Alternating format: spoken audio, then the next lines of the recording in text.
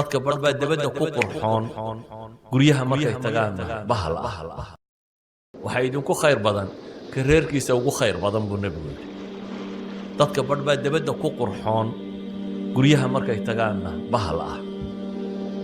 waa dhib qofka noloshaba isku darsateen iyo carruurtaada dhashay inaad ku kakanaatid dabaddana nin fiicanoo hebel laga yaqaano inaad noqotid wax fiican maaha haddaad rabto bini aadamku inuu warkaaga aqbalana waxaa laga yaabaa rag badan inay haayo waan lay maqlin islaanta waxaanu sheega ma maqasho carruurtu ma maqlaan dabeetana guriga markuu soo galo waa awaamir iyo dagaal haddaad rabto in dadku caqligoodu ku aqbalo waxaa ka horeeya qalbigooda inaad furtid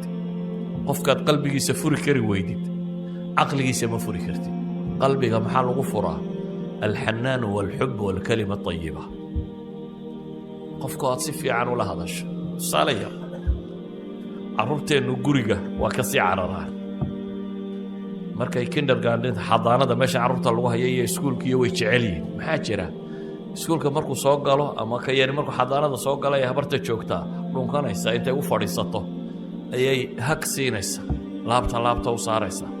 dabeetana waa soo dhowaynaysaa waa fadhiisinaysaa dharbay ka bixinaysaa markuu ka imanayana hag bay soo siinaysaa adiguna markuu guriga soo galana fadhiiso war baad ku bilaabaysaa dee iyadu kaa jeclaanaya hadday saatay waxaan uga jeedaa qalbiga qofkaa la furaa dabeetana caqligiisa kuu furmaya nebi moxamed calayhi salaatu wasalaam wuxuu leeyahy khayrukum liahli wa ana khayrukum liahli walidaalik buu la kaftami jiray haweenkiisa oo erayo uu kula cayaarayo ugu yeedhi jiray yaa caa'ish buu odhan jiray caaisho ugu soo gaabiyey yaa xumayra ya bnata sadiiq idan waxay caaisha tilmaamaysaa xataa inuu la beratami jiray inuu la beratamay nebigu calayh salaatu wasalaam intaa iyadoo ciidan lala socdo uu ka soo yaro hadheen oo iyada iyo nebigu ay soo hadheen ayuu la beratamay markaasay ka dheeraysay beriga inanta yar ahayde fududayd beri dambe waxoogaa ay cuslatay buu yidhi kaale waa beratamaynaaye wuu la beratamo markaasuu ka dheereeyey tilka bitilka buu nebigu yidhi taatii u tuur buu yidhi maantii horena adaa iga dheereeyey maantana ana kaa dheereeyey yacni waxaad qiyaastaa nebi moxamed oo nebiya oo rasuula oo ilaahay uu ka doortay bini aadamka oo dhan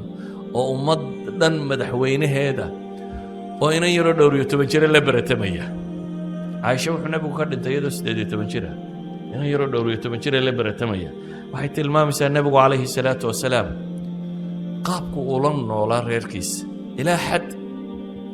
caaisha la weydiiyey nebigu markuu guriga joogo muxuu qaban jiray waxay tihi kaana yakuunu fii mihnati ahli faidaa xadarat isalaatu yatawada yakhraj ila salaa dee reerkuu u shaqayn jiray bay tihi markuu guriga nebigu joogo intuu boqor iska dhigoo meel fadhiisto waxaa ha la soo qabtuun muu odhan jirin reerka shaqadiisii wax ka qaban jiray bay caaisha leedahay dabeetana haddii salaada la aadimina intuu weysaysto ayuu bixi jiray caaisha waxay tilmaamaysaa xadiidka hore saxiix muslimku ugu yaalla mid kaloo imaam axmed uu warinayo maradiisa isagaa tolan jiray bay tihi oo kabtiisa isagaa yeelan jiray oo waxay raggu ka qabtaan guryihiisuu ka qaban jiray bay leedahay yacnii hawl midnaba iskama weynayn jirin saa awgeed buu nebigu wuxuu leeyahy inna min acdama alumuuri ajra annafaqatu cala alahl ragga badh baa dabadda ku gacan furan gurigana ku gacan adag nebi maxamedna wuxuu leeyahay arrimaha ugu waaweyn ajar ahaan waxaa ka mid ah nafaqadaad ahelka siisuu nebigu leeyahy calayhi salaatu wasalaam walidaalika ayuha alaxiba imaam albukhaari wuxuu leeyahy haweenaydii nebiga safiya si ay awr u fuusho lowgiisu u dhigay inay isku dul taagto si ay awrka u fuusho yacni isagaa sallaan isaga dhigaya markaasay nebi maxamed intay dushiisa isku taagto ayay awr fuulaysaa waxaad ka garan kartaa siduu ula dhaqmayey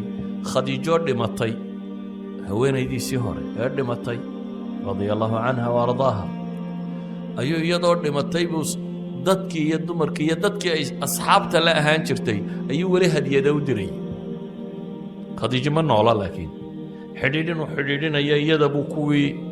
saaxiibadaheed wax u dirayay